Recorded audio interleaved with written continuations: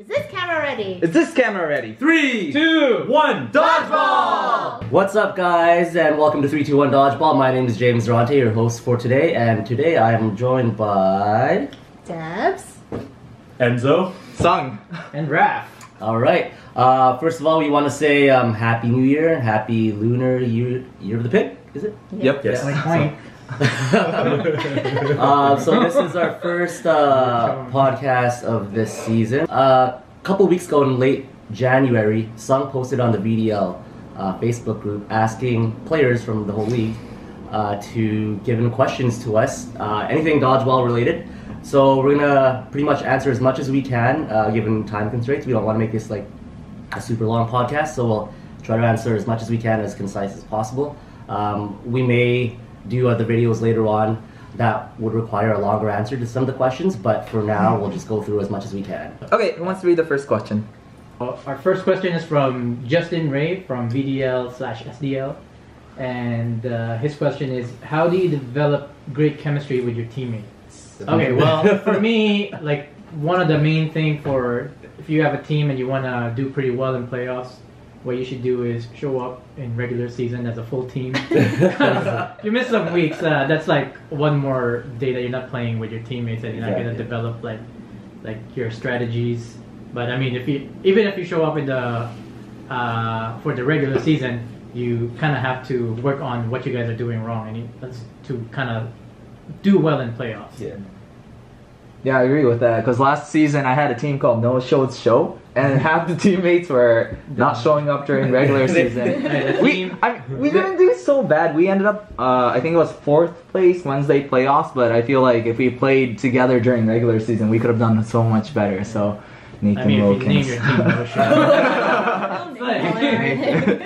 Alright, anything else? They're just following the team name. Yeah, they lived up to the name. Yeah. 4th place is not too bad. Yeah, I think you gotta like enjoy the people you play with as well. Show up to team bonders and like just hang out, enjoy each other's company, and have fun playing. That's, I think, a big part of it. Yeah. Like also like talk ahead of time on what you guys want to do, and what they like and what they don't like. Because I like to jump in front of a guy sometimes and try and save him from dying, but some guys don't like that. And Don't do it to me. Yeah, don't do it to me. Don't do it to me. They're more valuable than most of us. You know what? He did that. I do that too. It's like, man, I'll jump in front of Victor. Come on. Leave sexy Sam go alone.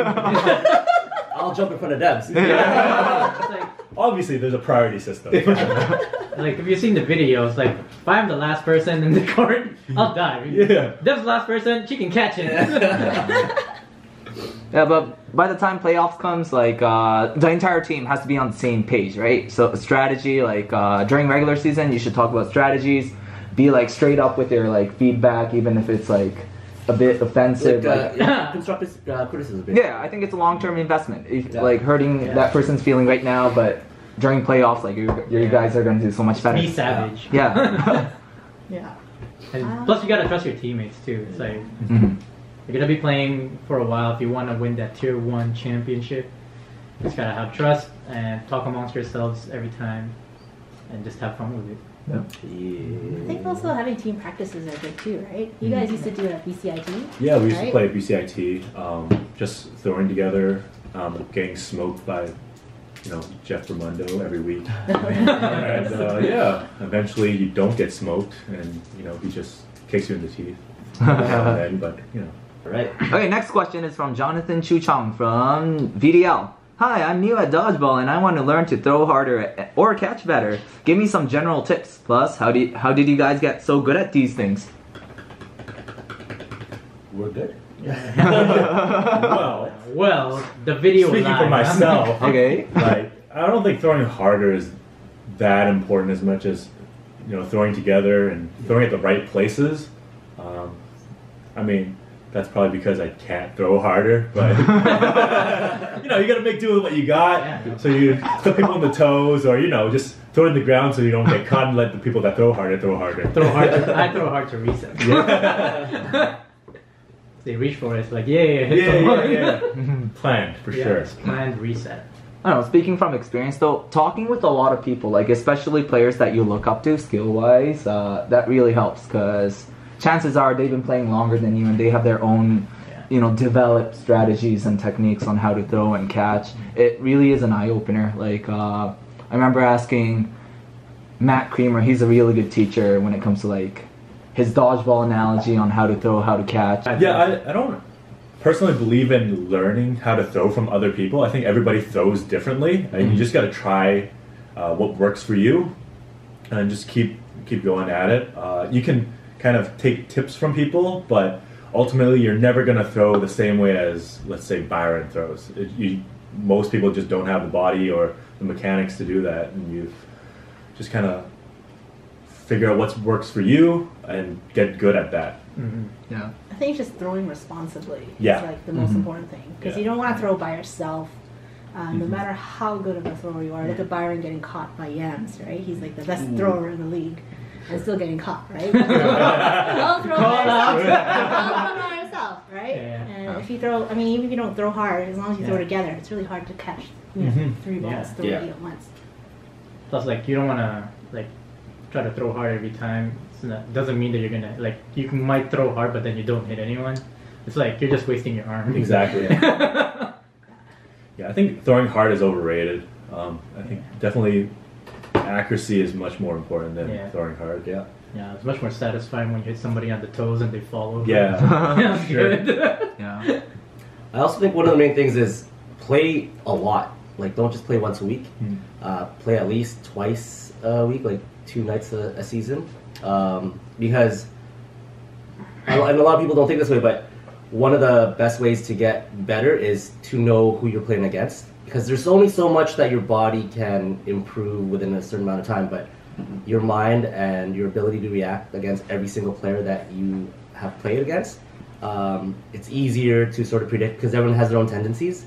So it's easier to predict what they're going to do, and as long as you're in the right position, you'll be able to either like hit them out or catch them out easier because you know how they play. So that's my like big tip. Yeah, if you see somebody in the gym, like those tier 1 players that you want to talk to, just most of them are pretty approachable, and you can kind of ask them kind of like game tips, not just throwing hard, not just catching, but overall game sense, how they approach the game. So just so you can learn from them. Yeah, just ask any one of us and we'll try to help. Don't ask me, I don't know anything. Yeah. Ask Raph or ask Enzo. Ask Enzo. Ask Enzo. He's a great teacher. Yeah, don't do that. All right, so the question is, what are your thoughts on faking throws? For example, like utility what's the importance or worth in doing so? Who asked that? It's from Keefe Law. Okay. Mr. Keefe Law, new exec. Out of everyone here, who fake throws the most? Me. I think I that's throw. fake throws a Yeah, lot. you actually do. Yeah. Oh yeah, he does too. Yeah. Both of you. Both. Because he doesn't actually throw. He just Yeah. like when he releases, it's still a fake throw. You fake until one, and then you throw it to the ground. So Oh, you thought you could catch that? It didn't even reach you. Good cover. Good cover. Good cover. Yeah. At least you're not a liability. No, I think fake throw is important. I think it's more important when you're covering your teammates than when you actually have a throw. Yeah. You gotta pretend like you have a throw. So Yeah. I mean, even if you don't have a throw, Yeah. just out of the corner of your eye, if you see someone doing Why this, not? you're like, oh, what is that, right? Or like if somebody on the other team is good and they obviously don't want to trade with somebody that's not good, right? So Bad. yeah, sure. Good trade. Yeah. So I mean, if Chris is throwing and I'm like pump faking or whatever, he's obviously gonna be cautious because he doesn't want to trade Chris for Enzo. Oh, good But trade. on my side, of course, I'm taking that trade 100% of the time. Yeah. Yeah. Okay, the best time to use the fake throw is when your teammates throw the ball at someone else and then they come and attack you. That is the best time I find to do the fake throw, because that actually startles them, and then that gives them a chance to give your teammates a few seconds to step back. and that's just enough. Like that split second, it's just enough for them to make it back to the wall. There's a story that I remember like a long time ago. You were playing at a drop-in. Yeah. What happened? There was one time at Witten's drop-in. Same thing happened. Like we threw the ball, and then They were countering. yeah, one guy was countering, and I just did a fake throw. Yeah. And then he just got so startled, Yeah. he fell over the line. At the same time, he threw his ball, and someone caught it. I was like, the best, right? I was like, yeah, I killed someone. Do we have a name for this? Jim. Good job, Jim. I don't know if I remember. Rough. Yeah. You also told me another story of a guy like warming up on the sideline like this, and you were trying to throw, and you're like, ooh. When we first started, that's what we're thinking. Oh, because we used to watch 8-bits videos, and Trong, we'd always see Trong like fake throwing, right? So we're like, oh, why is he doing that? He looks kind of stupid doing it. No, Paul, what is he doing, right? And then so like during regular season game, we're just like playing, and then there was some guy warming up on the side, just like stretching his arm like this. Yeah. And it was just so distracting, just like, whoa, and it's just like this. And we're like, whoa. And then that's when we realized, like, fake throws work. really Fake work. throws, you should always do it. Yeah, another thing you can use it for is like when, let's say there's 2 on your team and then there's like 3 or 4 people on the other side. And then they're all trying to target one person from your team, and they're trying to line up, and you can hear them count. It's like 3, 2, 1. Somebody just like fake throws and kind of disrupt their breaks rhythm. them up. Yeah. And then one person will throw and get caught. Like it kind of messes up their timing because they all agree they're gonna throw on 3, but somebody tries to fake throw. They're like some people's instinct is to try to block that or wait for that person. Yeah. But then there'll always be that one person that's gonna throw. throws. Yeah. And then that person can get caught. That's like a big swing for the team.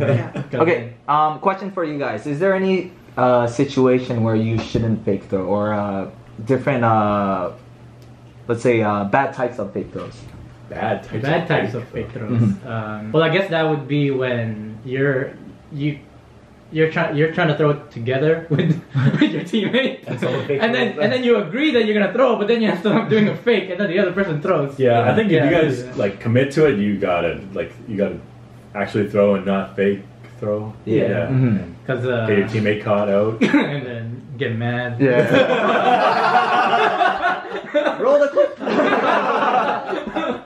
Yeah. Also, fake throws, like, depending on how dynamic your movement is, you can tire yourself, you can injure yourself, and also, like, you can leave yourself pretty exposed to, like, incoming counters. Yeah. So, and if you're doing it too violently, it might also mess up with your actual throw, and you might not be able to throw at your 100%. So you should keep I tried doing fake throws. There's also times where, like, if the other team doesn't notice you have the ball, it's probably worth it to just pretend hide it and like counter afterwards. I can't name a time, but it works for some people. Yeah. Okay, the next question is from Keryn Gill. What's the best strategy for when multiple balls are being thrown at you at once? What do you do? Where do you look? Etc. I think you led this conversation, so you can go again, Dennis. Did I? Yeah, you did. You're like, I'm so talented. I think that's what she said to me. Yeah. Those You exact need words. talent. Yeah. You need talent first. Yeah. She said that at Dodgeball 101 too. No, I did not. Yeah, she's like, yeah, you need 4 balls to kill me. I mean, there's a lot of strategies, right? With a ball or without a ball. But if you do have a ball and multiple balls are thrown at you, I find what I usually do is I like to position myself in front of the person that I want to catch, one who has the straightest throw, or maybe even the one that's fastest to get to you. And then I like to throw my ball, or at least in their vicinity, to distract the other person. Like, say if it's like CV, Byron, and like Trong throwing at you. I would like to position myself. Who would you go for?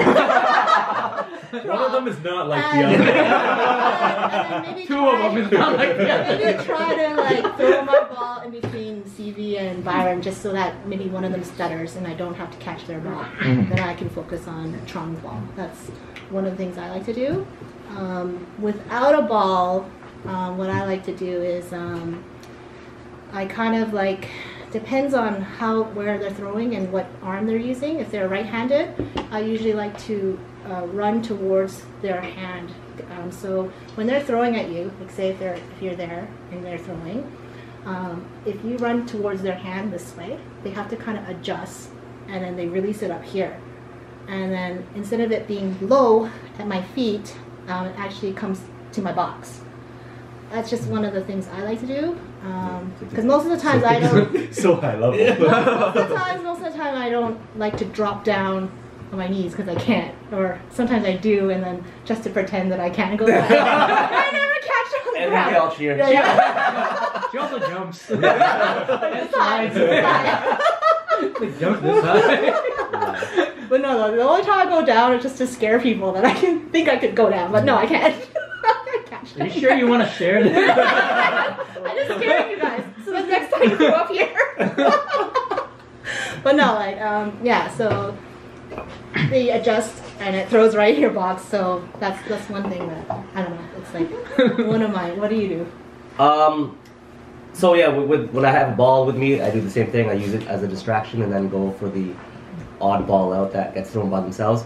If I don't have a ball, I don't usually pick and choose who I want to catch.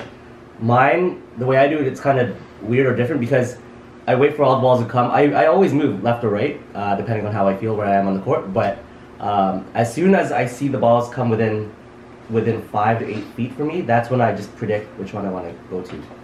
So I don't like, because even though I'm like, okay, I want to catch so-and-so's ball, their ball might be going this high, and then that could fuck me up because I'm like trying to go there or whatever, and then I get by the other ball. So I just move and then wait until they're all within this vicinity, and then just try to use my reaction time to just pick and choose which one I feel I have the best chance of catching. Yeah, I do something similar to James, except I don't go based off reaction time because I don't have it. I'm not athletic enough, so I kind of just wait until they're all kind of again 5 to 8 feet away, and I just close. And if something sticks, it sticks. If it doesn't, then I don't look so stupid. At least you die with 3 balls. Yeah, exactly. So yeah, I mean, it also depends on whether or not I have a ball. Of course, try to break up the throw, but I also feel like I kind of catch better with the ball in hand. So sometimes I just kind of hold on to it, pump fake, and then when they come, I try to catch with the ball in hand. You kind of use your whole arm to like wrap around the ball too. Yeah. Go for that double catch, right? Yeah, So, yeah. Just a question. You said you guys react to like balls like 5 or 8 feet away from you guys. Does it work on like multiple, let's say like really fast throwers too? Yes. Okay. Yeah. For me, it does. Okay. Yeah. Yeah, I mean, I just close. I just try to time it. I don't try to aim for the ball or whatever. Okay. For me, it doesn't really matter if I have a ball or not. Yeah. I get hit or I catch I one. kind of like position myself where there's like crevices that can get stuck, so I kind of stand like this, and then so I close like this, so there's the box I catch as well, and I also kind of kneel down, so then they get stuck in here between my thighs You and do my make a lot of like stuff catches. So I just give myself as many opportunities as possible. Yeah. Because I'm not athletic enough to catch with my hands or. You're selling Great yourself elbow short. catch. Yeah. We got a question from Edwin Young. Edwinning. Edwinning. What are the steps to teach my ultra-competitive teammates who have never played before to understand the game properly and reach tier 1 in a really realistic 3 years? Like, what should they learn first? Do I prioritize learning to throw over learning to catch? What would be the best way to reach my goals, assuming the same team sticks together the whole time? I think the most important thing is court awareness and patience. I have this theory where like C tier and D tier players, they follow a flow chart. So step 1 is acquire ball. Step 2 is throw ball. There's nothing more to it. That's it. And I think once you get past those 2 steps, then you can add on throwing and catching afterwards. But patience and court awareness definitely come first. Yeah. You have 10 seconds. Yeah, exactly. Not 2. Yeah. I was talking with a player that plays in tier 4, tier 3. It's not like they're mindlessly throwing. Their logic was, the more we throw, the more likely we'll get other people out. But like, Acquire ball. Yeah. I mean, he's not wrong. Yeah, he's not wrong. Well, the purpose of the game is to hit people out. Yeah. But I don't know, like since the game is really established, especially in tier 1 level, like it's not the matter of like how much, like the quantity, how much you throw together, how much you throw, but like the quality of the throw, like throwing together more structured, more orchestrated, like good timing, sniping, and everything. I think that's like one of the main skills I think for a team if they want to get better. Is if they learn, the first thing they need to learn is how to throw together. If they do, it's like the other team just doesn't know how to dodge that. Yeah. Exactly. Sorry, on top of throwing together, I also think now, especially more than before, if you guys sweep the ball together too, because acquire ball, right? Yeah, acquire ball. You can't throw balls if you don't have balls, so you have to acquire the balls first. If you can sweep the balls properly and then line up to throw together, that's like, you're pretty much like halfway there, right? You don't have to necessarily catch anyone out. If you can just get all the balls and hit all the people out and not make any catches, you still win. Yeah. I think good exercise is like when you're warming up and somebody's throwing at you, just stick your hands out to it. Like if they miss you, just stick your hand out, and that gets you in the habit of sticking your hands out every time a ball goes past you. And once you do that, eventually balls will stick. As long as it hits the wall. The wall. Yeah. You don't want to do this thing. Because like dodgeball's weird because I can't think of any other sports that requires you blocking a ball that's coming directly from behind you, right? So like it's all muscle memory. You have to kind of work for it. Yeah. And I think if your team wants to stick together and you guys wanna progress, try to climb up the tiers, I think you guys should play more than one night per season. Yeah. Dedicate one night that you wanna play competitive, or at least I think you should play competitive on all nights that you want to play, but you should dedicate one night for your actual team, and then the other nights try to join other teams so you can work on your individual skill and try to learn what other people's tendencies are, so that when you guys come back and play on the night that you're playing with your friends, that your core team, then you can kind of talk amongst each other as like what you guys have learned on the other teams. What we used to do back when we were younger, when we first started and we were in lower tiers, we used to stay behind and watch the tier 1s play. And you learn a lot from watching their games and what they do, the little tendencies that they do. And we also used to film our own games too, and then watch our mistakes. Because, even though it's hard to watch when you mess up, but you learn from it, right? Yeah. I think playing with better players, like higher tier players, actually helps. Like, don't get discouraged if you get destroyed, because like I think pretty much all of us, like when we start playing tier 1, get destroyed. Yeah, I remember the first week get destroyed. You want to I get played in destroyed. tier 1, our goal was to get 1 win. That was it. And like I remember like when we played recess, they played 4 on 6 or something, and we lost 0-5. And we're like, okay. I remember my first tier 1 game. I was actually with James Filipino. Oh, yeah, I didn't know what I was doing. That was your first? Yeah, that was my first tier 1. I didn't know what to do, and that kind of opened my eyes. It's like, oh, I should play more. And then I signed up for 3 and 4 nights. It's okay, guys. When I started, I got destroyed in RDL tier 1, so. Also, Witten has his drop-ins and also Elite Night too, and during the summer times. And also SDL. They have drop-ins like every Tuesday, Thursdays on the off-season as well. Yeah, a lot of the players there are like pretty helpful if you play, go to drop-ins, and as long as you like try to be nice with them. Yeah. And I think it's one of the best ways to learn, because a lot of different kind of people come and play there. That's where I learned how to play first. Yeah, and RDL Summer League too, to add on that. Yeah, because what they usually have is draft league, so it's usually mixed like amongst all the tiers. So like everybody gets to play with players from different tiers. So it's a really good opportunity. To I think a big thing is like putting yourself out there and initiating to ask players. To help you. I mean, like, the really good players aren't going to come around and be like, hey, you need help? Like, right? I can name one. Yeah. But most of the time, I would recommend for newer players to go seek help, appropriate help. Yeah. So, Raph mentioned SDL. One of the coolest things I like about SDL is that they are really big on player and talent development.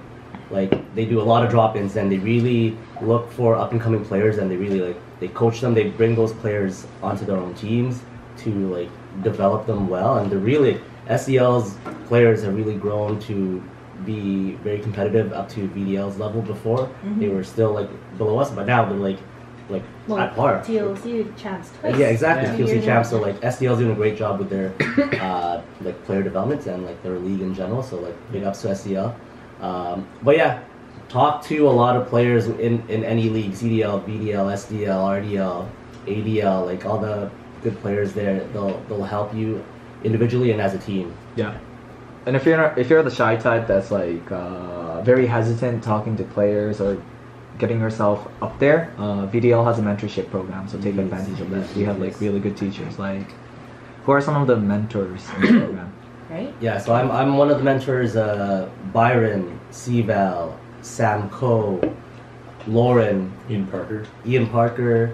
Yeah. Yams, and Stella. How do we sign up for this? I think you messaged the DDs, the division director for that. So do night. the mentors play with you? Or? No, they coach you from the side. From what I I thought they play with you. from Because what I can I understand. get all the mentors in my team? That way works out. I'd be like, yeah, I'll play too. The team doesn't need It's that. called the Dream Team. Yeah. What dream team? Alright, next question. Okay, a question from Jray. Your biggest dodgeball fantasy? Mine, it's winning TOC, making a triple catch during playoffs, or winning all nights. Alright. Mine is winning another tier. Another tier tier?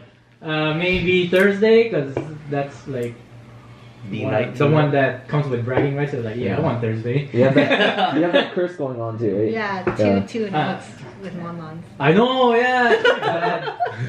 Fucking Tyson. Fucking son. Yo, if you watch the video, I think it was game 5 against Pinky and the Gates. Yeah. You can hear Monica in the background. Tyson!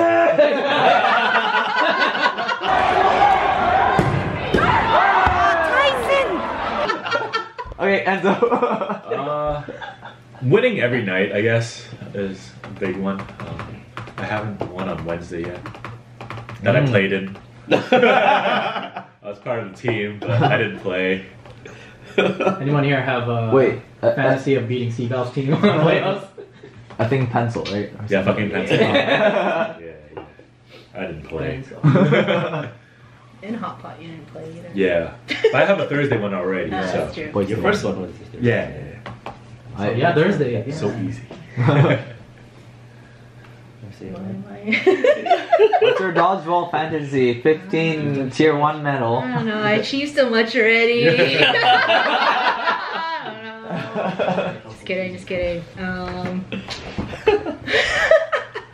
Maybe like a double catch in a peak period or peak moment, In the playoff. or in the maybe playoff. like Grand finals. maybe grand finals. Game 5. Grand finals, game 5. I'm last left. Double catch to win with 2 people against me, or See, Throw if catch. you make that though, you're a hero. But if you don't make that, yeah, it sucks. Amateur. especially if you had a ball in your hand, like I don't make double catches at all. I've only done it once, ever. I think I know It's what really your hard. fantasy is. Gain more subscribers. And Like, share, subscribe. Like maybe, if you're last left, game 5, 2 people throwing at you. Grand finals, yeah. Game 5. You have a ball, kill one person, catch the other person. And it has to be backdoor, And- because you don't want and- backdoor. It has to be backdoor. if I see that situation happening, should I yell from the side? This is your chance to. Or will that Yell screw you fancy. up? Yeah. Do it for the gram. Okay, James. Yeah, I mean, like, triple catch hasn't been done. Winning TOC, that's... Oh, yeah. Yeah, VDL hasn't done that recently. Also, one pretty cool thing, to be on one guy on an all-girl team and win tier 1 would be pretty cool. That's very hard. So it's like pretty much all girls are fun there too. So They're already a team that doesn't have like a gunner that's won the playoff yet. Slay was pretty close. Oh, I mean, I said, What about me? I said one. Well, They didn't win. I think he's saying. Yeah, we didn't win. Uh, Yeah. Also, I throw in the mid 40s. I think nowadays you need a guy Nowadays you need a guy, with yeah. a no reset rule. Yeah. So James, when are you gonna put that team into action? We have one on Tuesday. Mount Benchmore, No. baby! Oh, 5 girls, Five ladies, one Who one would be your James. 5 ladies? There should be 2. Hey, James. James, there should be 2 guys. You need sub, man. You need a It's gonna be a sub. bench. What are you doing? All the girls are gonna. No, so he needs 6 girls. 6 girls. One guy. Guys, slow down. I don't want to go in yet. You do well. Same line. Run it back. All right. Question from Jamie. What are your thoughts on jumping? I've seen the trend of how it doesn't work in lower tiers, but how come it works somewhat in higher tiers?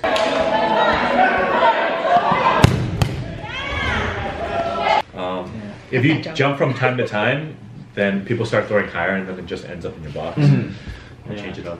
Yeah. I do like the Rogan because when he jumps, he like twists his body. He jumps and Yeah. squirms and yeah. Crazy. Also, when you're jumping, you should anticipate lower throws. Like, you shouldn't jump mindlessly for the sake of just dodging. Like, you should always look for catches, and depending on their, wind up, which way their body is facing, all that kind of stuff. You kind of have to predict generally where the balls are going to go. So, I think what happens in a lot of lower tiers is, first of all, they throw high, higher than higher tiers. But also, when they're jumping up in the air, they're focused too much on landing safely and diverting their attention from the incoming ball. So I think that's one of the biggest things that it doesn't work in lower tier.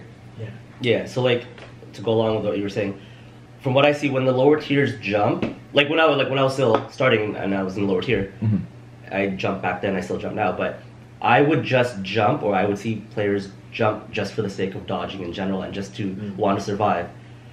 And they just do that consistently. In higher tiers, like what Enzo was saying, they pick and choose when to jump, but at the same time, when I jump, I'm also anticipating a high ball to come, and I'm ready for the catch regardless, because I usually only just jump when there's 2 or more players throwing at me. If it's one person, I'm not going to jump. There's no point. But if there's 2 or more, I'm hoping that one person misses and I completely dodge that one, but one stray high ball comes up and I'm ready to catch that one. So like the difference, I guess, would be in the upper tiers. When they jump, they're looking to make a catch as they're jumping and hopefully dodging the other balls. Yeah. And sorry, just adding one more thing. Shane Solberg does this really well, but he also goes for the sweep in midair with his legs. I think that's crazy. I can see James do that too. Where just stick his leg out as soon as he jumps. It's like a bam, or like the hand. Yeah. The hand's fine, but when the legs are, it's by accident. You don't have to say that. No. I think I see Brendan doing that too, but in order to do that, I think you have to have a really good body balance in order to do that. So. Hey guys, thanks for watching. Hope you enjoyed the video. Don't forget to like, share, and subscribe. And thanks for watching. Bye bye. Alright, let's go get Jimmy. Alright, let's roll. I want to get the tauntaun. Taco wasabi. Is that from No.